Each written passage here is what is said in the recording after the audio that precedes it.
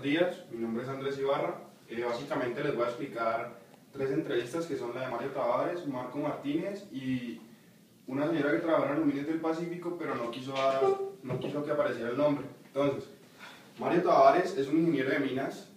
Él trabajaba en la empresa del papá, que básicamente lo que hacía era, primero se diseñaba un plan de producción que tenía origen en la mina. Ellos tenían sus propias minas en Caloto, y lo que buscaban en las operaciones era producir abono y cal viva al principio. En la parte de mejoramiento se vino a implementar la seguridad industrial, pero más o menos ya en el año 1982, lo que muestra pues un atraso en Colombia frente a esta área. Los recursos operacionales se manejaban a total libertad del padre. Pues en lo que pude ver, yo trabajé con dos empresas de familia, que son la del papá de él y Aluminios del Pacífico. Entonces los recursos operacionales, el papá tenía total libertad de decidir qué hacía con la plata sin consultarle a nadie. Las operaciones como servicios manejaban el valor agregado desde la presentación. Ellos decían que la forma en la que trataban de tener ventaja sobre los demás productores era dándole una buena presentación al servicio, porque antes se tenía el paradigma de que si estaba bien presentado era un buen producto.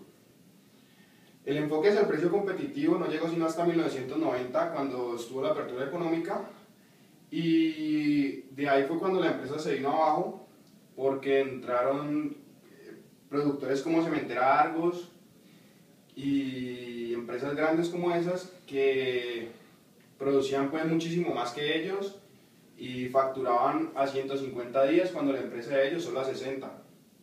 En el desarrollo histórico de la empresa, en los computadores, el primer computador llegó en 1983 y era un directorio telefónico que lo que hacía era una base de datos de los clientes y sus teléfonos.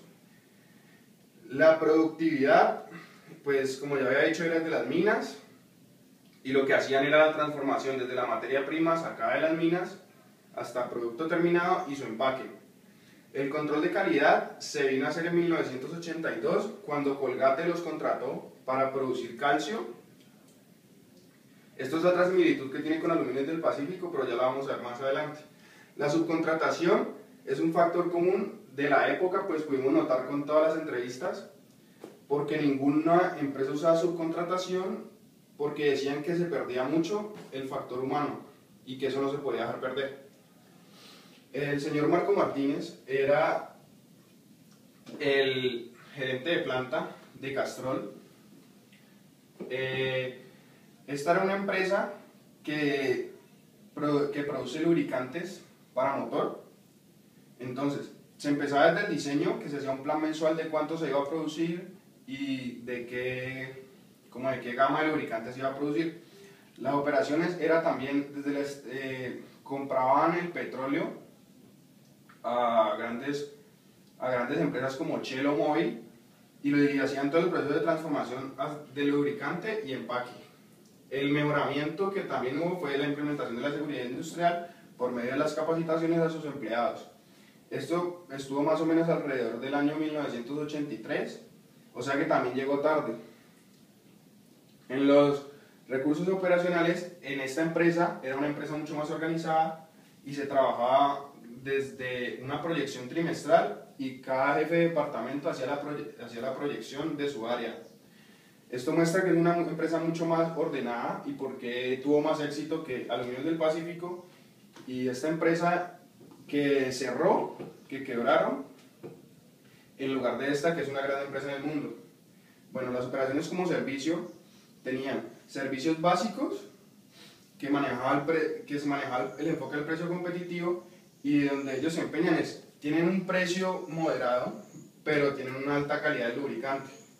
El valor agregado que buscan darle a su producto es mucha publicidad. Lo hemos visto pues, por ejemplo, en los mundiales de fútbol, que siempre el patrocinador es Castrol, y capacitando a los mecánicos y a los vendedores del lubricante para que se den cuenta de la superioridad del lubricante frente a los demás.